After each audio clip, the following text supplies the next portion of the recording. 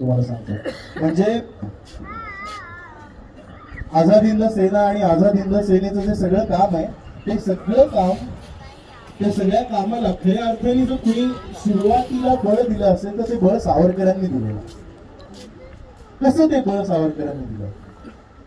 दुसरं महायुद्ध सुरू होत होतं आणि दुसऱ्या महायुद्धाच्या काळामध्ये आपल्याला आठवत असेल सावरकरांनी एक घोषणा सुरू केली होती. सावरकर तेव्हा मराठी साहित्य संमेलनाचे अध्यक्ष होते मुंबईच्या आणि मराठी साहित्य संमेलनाच्या अध्यक्षपदाच्या व्यासपीठावरून सावरकरांनी एक घोषणा केली होती. ती अशी होती, तरुणांनो लेखण्या मोडा आणि बंदुका हाती घ्या. आता साहित्य संमेलनाचा एक अध्यक्ष असं सांगतो की लेखण्या मोडा आणि बंदुका हाती घ्या असं म्हटल्यानंतर एक प्रचंड टीकेची झोड सावरकरांवरती उठलेली होती की असं कसं सांगतात की तरुणांनी लेखण्या मोडायच्या आणि बंदुका वगैरे हातात घ्यायच्या. तर त्याच्या मागे सावरकरांचा एक विचार होता आणि तो विचार असा होता की त्या दुसऱ्या महायुद्धाच्या त्या सगळ्या काळादरम्यान नेताजी सुभाषचंद्र बोस सुद्धा काँग्रेसमधनं बाहेर पडलेले होते. 2 वेळा नेताजी सुभाषचंद्र बोस निवडून आलेले होते आणि ते निवडून आल्यानंतर सुद्धा तुमचं नेतृत्व आम्हाला मान्य नाही असं महात्म्यांनी त्यांना सांगितलं आणि त्यांना एका निवडून आलेल्या माणसाला राजीनामा द्यायला भाग पाडलं. नेताजी सुभाषचंद्रांना राजीनामा द्यावा लागला आणि राजीनामा दिल्यानंतर नेताजी सुभाषचंद्र इतके अस्वस्थ झाले की त्यांना असं वाटायला लागले की माझी काहीही चूक नाही, मला जनतेनं मला काँग्रेसच्या सदस्यांनी निवडून दिलेलं आहे आणि मी इलेक्टेड असताना मला गांधी राजीनामा द्यायला लावतात. अशा वेळेस मनशांतीसाठी म्हणून नेताजी सुभाषचंद्र साबरमतीच्या आश्रमात काही काळ जाऊन राहिले आणि साबरमतीच्या आश्रमात ते गेल्यानंतर त्यांच्यावरती साबरमतीच्या आश्रमात विषप्रयोग झालेला आहे आणि नेताजी इतके उद्विग्न झाले, इतके व्यथित झाले, ते म्हणाले की आता मी काही जरी केलं तरी सुद्धा इथनं या राजकारणात मला टिकूच द्यायचं नाही असं ठरवलेलं दिसतंय. असं म्हटल्यानंतर ते उद्विग्न झाले, ते अस्वस्थ झाले आणि अस्वस्थ झाल्यानंतर त्यांनी असं ठरवलं की आता कुठला एखादा पक्ष, कुठली एखादी पार्टी यांच्या भानगडीतच मी पडणार नाही. मी संपूर्णपणे देशाचा विचार करीन आणि त्या देशाचा विचार करण्यासाठी म्हणून नेताजी सुभाषचंद्र बोस त्या काळात हिंदूंचे प्रतिनिधी म्हणून भेटायला गेले मोहम्मद अली जिन्ना यांना. मोहम्मद अली जिन्ना हे मुस्लिम लीगचे प्रमुख आणि ते मोहम्मद अली जिन्नांना भेटायला गेल्यानंतर मोहम्मद अली जिन्नांची आणि त्यांची चर्चा झाली कारण तेव्हा फाळणीबद्दल मोठ्या प्रमाणामध्ये मुस्लिम लीग कडून मागणी होती आणि मोहम्मद अली जिन्नांची आणि त्यांची चर्चा झाल्यानंतर जिना त्यांना असं म्हणाले की तुम्ही आता काँग्रेसमधनं तुम्हाला जवळजवळ काढून टाकलेलं आहे. ते म्हणलं हो माझी इच्छा नाही आता काँग्रेसमध्ये पुन्हा जायची. पण तुमच्याकडे कुठल्या राजकीय पक्षाचं पाठबळ आहे का? ते म्हणाले नाही, राजकीय पक्षाचं माझ्याकडे पाठबळ नाही. अशा वेळेस तुम्ही कुणाचे प्रतिनिधी म्हणून माझ्याकडे आलेले आहात? जो प्रश्न विचारला मोहम्मद अली जिन्नांनी नेताजी सुभाषचंद्रांना त्यावर त्यांनी उत्तर असं दिलं की मी हिंदूंचा प्रतिनिधी म्हणून तुमच्याकडे आलेलो आहे. जिना असं म्हणाले की तुम्हाला जरी असं वाटत असेल की तुम्ही आहात हिंदूंचे प्रतिनिधी पण मी तुम्हाला हिंदूंचा प्रतिनिधी मानत नाही. हिंदूंचा खरा प्रतिनिधी जर कुणी असेल तर हिंदू महासभेचे अध्यक्ष विनायक दामोदर सावरकर आहेत. तुम्ही सावरकरांना जाऊन भेटा. तुमची मतं जर सावरकरांना पटत असतील तर सावरकर आणि तुम्ही, कारण काँग्रेस नंतर सगळ्यात मोठा पक्ष भारतातला जो कुठला असेल तर तो हिंदू महासभा, ज्या हिंदू महासभेचे सलग 8 वेळा सावरकर अध्यक्ष म्हणून निवडून आलेले. मग त्या हिंदू महासभेच्या वतीनं तुम्ही आमच्याकडे या, मग आपण बोलणी करू असा सल्ला जिना देतात बरं का नेताजींना. आणि दादरला मी 2 दिवसांपासून उल्लेख करतोय, दादरला सावरकरांचं जे घर आहे त्या सावरकरांच्या घरामध्ये मोहम्मद अली जिना कसले नेताजी सुभाषचंद्र बोस स्वतः सावरकरांना भेटायला गेले आणि सावरकरांची आणि सुभाषचंद्र बोसांची तिथे जवळपास 2-2.5 तास चर्चा झाली आणि त्या चर्चेदरम्यान उद्विग्न परिस्थितीत ते सांगतायत इथे असं घडतंय, भारतात राजकारण करता येत नाही, मुस्लिम लीगच्या वेगळ्याच मागण्यात. अशा वेळेस सावरकरांनी नेताजींना सल्ला दिला की नेताजी तुम्ही तुमचं जे पोटेन्शियल आहे, तुमच्यातली जी शक्ती आहे ती शक्ती भारतात राहून वाया घालवत आहात.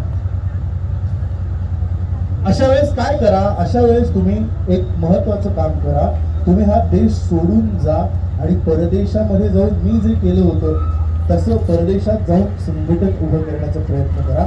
आणि सावरकरांनी रासबिहारींचं पत्र हातात दिलं नेताजी सुभाषचंद्र बोसांच्या. आता तुमचं लक्षात येत आहे का? नेताजी सुभाषचंद्रांच्या हातात रासबिहारींचं पत्र सावरकर देऊ शकले, याचा अर्थ सावरकरांचं आणि रासबिहारींचं कनेक्शन लागलेलं आहे, त्यांची आणि त्यांचा ऑलरेडी पत्रव्यवहार झालाय.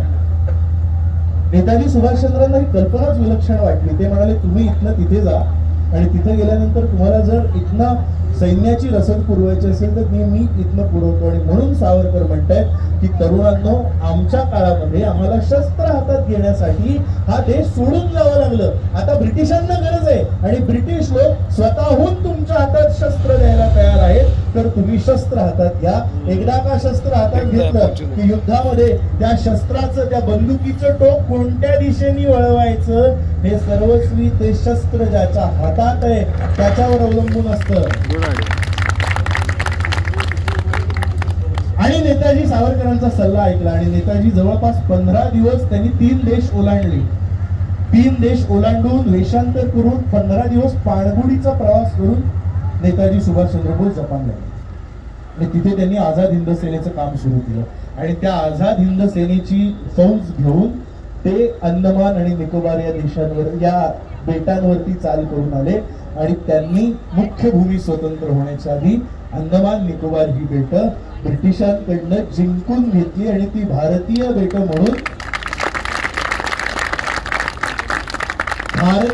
म्हणून तेव्हा अंदमान निकोबार बेटांचं नामकरण शहीद आणि स्वराज्य असं केलं. तेव्हाची नावं आत्ताच्या सरकारने त्या हॅवलॉक आणि नील बेटांना दिलेली. 60 वर्षात ती नावं बदलावी असं सुद्धा वाटलं नाही. आणि आता नेताजींचा पुढचा प्लॅन, त्यांची चलो दिल्ली ही घोषणा आठवते ती का आहे? कारण भारताच्या पूर्व किनारपट्टीवरची 572 बेटं जर एखादा माणूस जिंकून घेण्याचं पोटेन्शियल दाखवतो, त्याच्याकडे जर तेवढं सैन्य उपस्थित आहे, तो आर्म्ड फोर्सेस घेऊन ते आलेले आहेत. आझाद हिंद सेनेतली जी त्यांची सगळी फौज आहे ती, आणि त्यांची घोषणा आहे चलो दिल्ली. आणि ते इथून दिल्लीवरती म्हणजे मेन लँड वरती चालून जाणार होते. आणि ते जसे चालून जाणार होते तसे भारतातनं एकमेव माणूस त्यांना विरोध करणार होता. जर नेताजी सुभाषचंद्र बोस दिल्लीच्या सीमेवर आले तर मी माझ्या छातीचा पोट करून अडवायला त्यांना जाईल असं म्हणणारे या देशाचे पहिले पंतप्रधान होते. आता या सगळ्या इतिहासाबद्दल एका तटस्थ माणसाने 2 वाक्य लिहिलेली आहेत. ती वाक्य मी तुम्हाला सांगतो म्हणजे तुमच्या लक्षात येईल सावरकर काय व्हिजनरी होते, सावरकरांचा काय विचार होता. जे ओसावा नावाचा एक जपानी ग्रंथकार आहे, त्यांनी 2 ग्रेट इंडियन्स इन जपान नावाचं पुस्तक लिहिलं. archives.org वर पुस्तक आहे, कधी नक्की काढा आणि वाचा. 2 ग्रेट इंडियन्स इन जपान या पुस्तकात त्यांनी असं लिहिलेलं आहे की ब्रिटिशांशी जेव्हा युद्ध सुरू होतं तेव्हा त्या निर्णायक युद्धामध्ये एकीकडनं आझाद हिंद सेनेच्या माध्यमातून ब्रिटिशांचे शत्रू म्हणून सुभाषचंद्र बोस लढतायत आणि ब्रिटिशांच्या सैन्यातले जे भारतीय सैनिक आहेत त्या भारतीय सैनिकांनी असं ठरवलं की आता आम्ही ब्रिटिशांच्या बाजूने युद्ध करणार नाही. म्हणजे ब्रिटिशांच्या विरुद्ध लढणारी सुद्धा एक भारतीय फौज आणि ब्रिटिशांच्याच सैन्यात असलेली त्यांच्या विरुद्ध त्यांचा सपोर्ट न करणारी एक भारतीय फौज, असा एक प्रसंग, निर्णायक प्रसंग त्या युद्धात आला. आणि जे ओसावांनी असं लिहिलेलं आहे की द मिराकल अकम्पनिश्ड, त्यांचे शब्द आहेत, एक चमत्कार घडला दुसऱ्या महायुद्धाच्या काळात. द मिराकल अकम्पनिश्ड, एक क्षण असा आला, Indian soldiers stop shooting. British सैन्यातल्या सावरकरांचे शब्द आठवा आता, बंदुकीचं टोक कुठल्या दिशेनं वळवायचं हे आपल्या हातात आहे. The miracle accomplished, Indian soldiers stop shooting. Veer Savarkar's military relation policy in world war second. पुढे त्यांनी लिहिलंय, वीर सावरकरांची दुसऱ्या महायुद्धातली सैनिकीकरणाची शिस्त, सैनिकीकरणाची policy began to take shape. त्यांनी असं लिहिलंय की Veer Savarkar's military relation policy in world war second began to take shape. एका बाजूनी नेताजी सुभाषचंद्रांचं आक्रमण आणि एका बाजूनी भारतीय सगळ्या लष्करातल्या सैनिकांचा असहकार, या दोन्ही गोष्टींमुळे ब्रिटिश कोंडीत सापडले आणि त्यामुळे ही बेटं जिंकून घेतात.